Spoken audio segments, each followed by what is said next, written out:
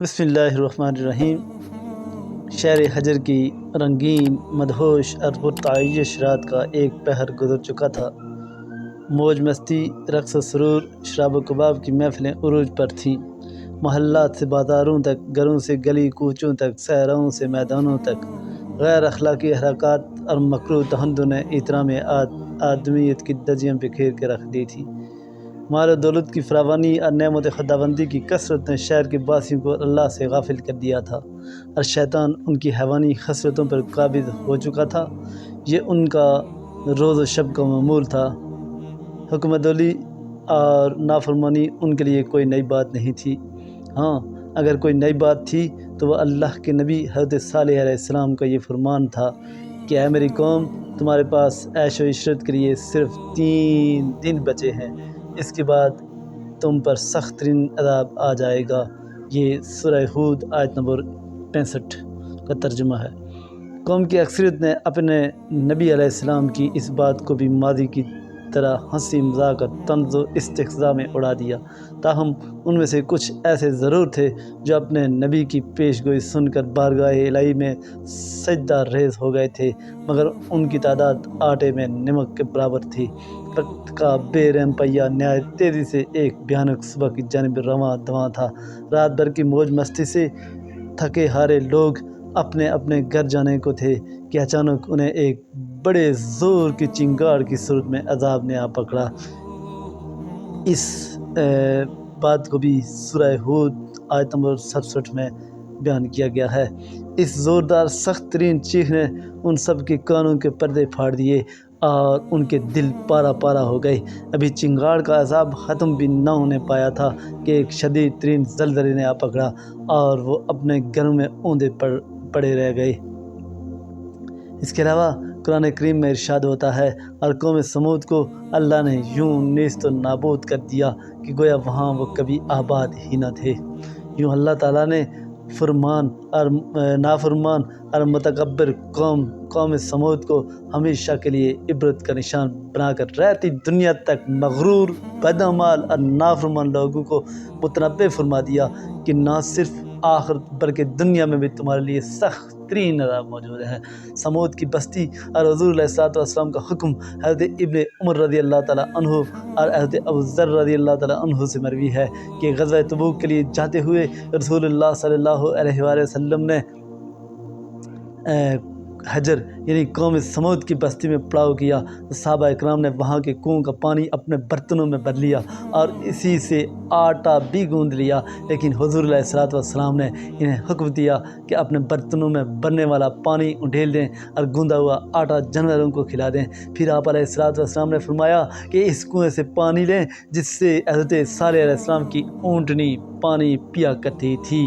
قوم سمود جیسی عظیم الشان قوم کی تباہی و بربادی سے حضرت صالح علیہ السلام کی اونٹنی کا کیا تعلق تھا؟ اس پر بات کرنے سے پہلے اس بد نصیب قوم کے مختصر احوال سے واقفیت موجودہ دور کے بنی نوع انسان کی بدعمالیوں اور نافرمانیوں کی روشنی میں ضروری ہے۔ کاش ہم سب اس واقعے سے کچھ عبرت حاصل کر سکیں۔ بے شمار نعمتوں سے مالا مال سرزمین، سرسبز و شاداب، ہرے بھرے لہلاتے کھیتوں اور کھلیانوں میں پلنے والے اور پھولوں پھلوں سے لدے ہوئے باغوں کی سرزمین ہمیں اللہ نے عطا کی، اور جنت نظیر مالا مال حسین اور جمیل وادیاں ہمیں عطا کی، جس کے باعث اپنے مضبوط توانا قوت و طاقت سے بھرپور طویل القامت و جسم و جان کی بدولت دنیا میں منفرد مقام کے حامل سنگلاخ پہاڑوں کی سینہ چیر کر وسیع و عریض عالی شان محلات تعمیر کرنے کے ماہر اور فن سنگ تراشی میں ید طولہ رکھنے والے، اپنے مال و دولت، شان و شوکت، جاہ و جلال، خوشحال اور شاہانہ طرز زندگی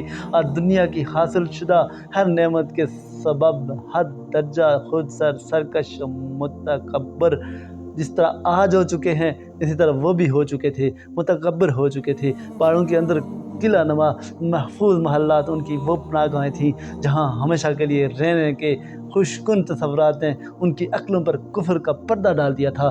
دراصل دولت و ثروت کا غلبہ، لامحدود مراعات اور آسائشیں शैतान का काम आसान कर देती हैं और कौमें अल्लाह और यौम आखरत से गाफिल होकर अपने लिए खुद तबाही और बर्बादी का रास्ता मुंतखब कर लेती हैं और कौम समूद भी इसी रास्ते पर गामजन थी। देखो देखो मुझे जो दीदा इब्रत नगाह हो, कदीम जजीरतुल अरब के शुमाल मगरबी इलाके में वाक़े वादी अल कुरा में कौम समूद की हुक्मरानी थी, जबकि उनके मद्दे मुकाबिल जनूब मशरक़ी अरब पर कौम आद काबिज़ थी।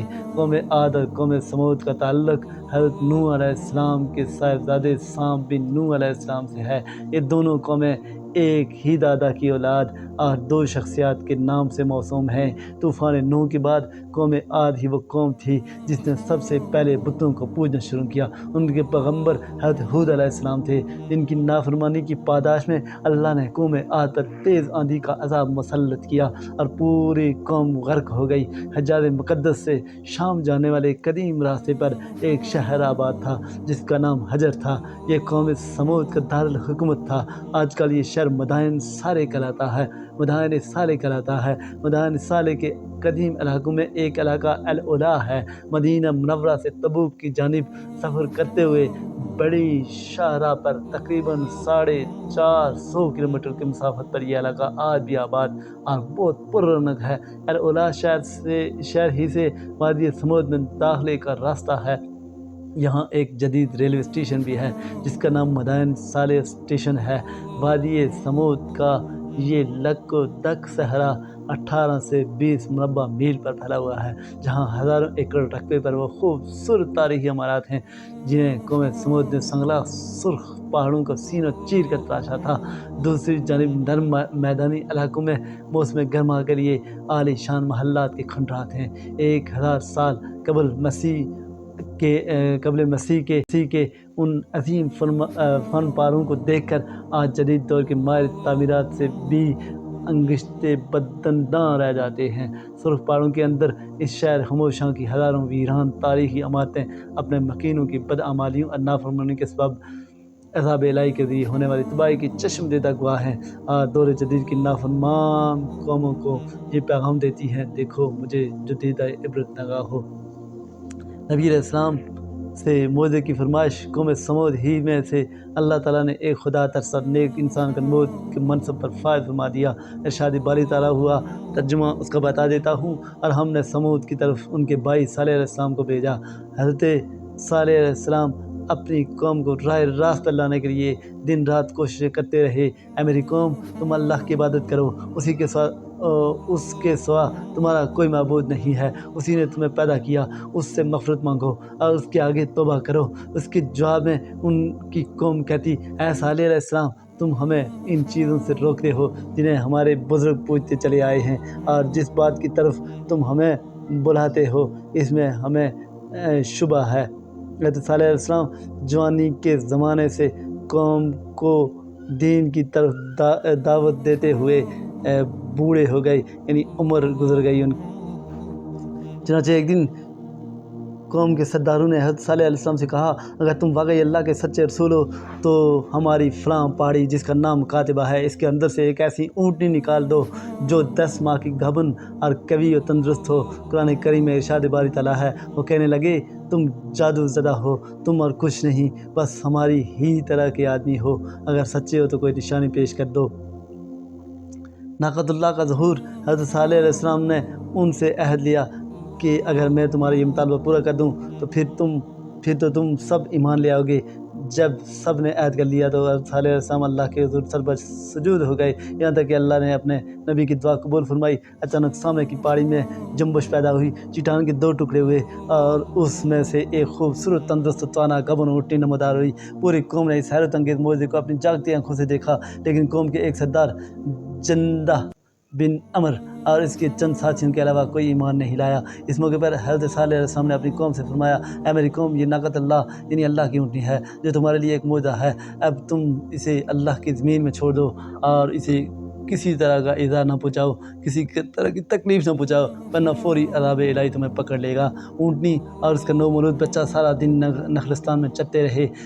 कौम सैर होकर ऊँटनी का दूध पीती, लेकिन वो कम نہ ہوتا۔ حضرت صالح علیہ السلام نے کنویں کے پانی کو بھی تقسیم کر دیا تھا۔ ایک دن اونٹنی پانی پیتی تھی اور ایک دن سمود کے لوگ۔ ارشاد باری تعالیٰ ہے، صالح علیہ السلام نے اپنی قوم سے کہا، ایک دن اس اونٹنی کے پانی پینے کی باری ہے اور ایک معین روز تمہاری باری، لیکن اسے کوئی تکلیف نہ دینا، نہیں تو تمہیں سخت عذاب آ پکڑے گا۔ اونٹنی کو جان سے مارنے کا فیصلہ اللہ تبارک و تعالیٰ قرآن مجید میں فرماتا ہے، اے صالح علیہ السلام، ہم نے اونٹنی کو ان کی آزمائش کے لیے بھیجا، تو تم انتظار کرو اور صبر کرو۔ ابھی کچھ ہی عرصہ گزرا تھا کہ قوم کو اونٹنی کی موجودگی کے بارے میں برا لگنے لگا۔ دن بھر آزادی سے گھومنا پھرنا اور اپنی باری پر ایک ہی سانس میں پورے کنویں کا پانی پی جانا ان کے لیے پریشان کن تھا۔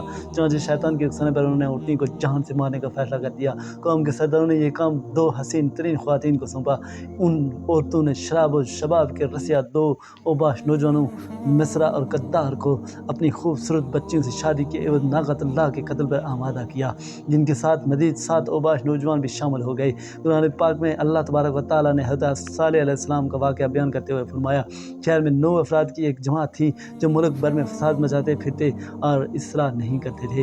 ناقۃ اللہ کا قتل۔ پھر ایک دن ان شقی القلب 9 افراد کی جماعت اونٹنی کے انتظار میں کنویں کے پاس گاٹ لگا کر بیٹھ گئی، جبکہ قوم کے لوگ اللہ کے عذاب کے ڈر سے چھپ کر یہ دل خراش منظر دیکھنے لگے۔ حسب معمول اونٹنی پانی پینے کے لیے کنویں کے قریب آئی تو مصرع نامی شخص نے کمان سیدھی کی اور اونٹنی پر تیر چلایا، جو اس کی پنڈلی میں پست ہوا اور ٹانگ سے خون کا فوارہ جاری ہو گیا۔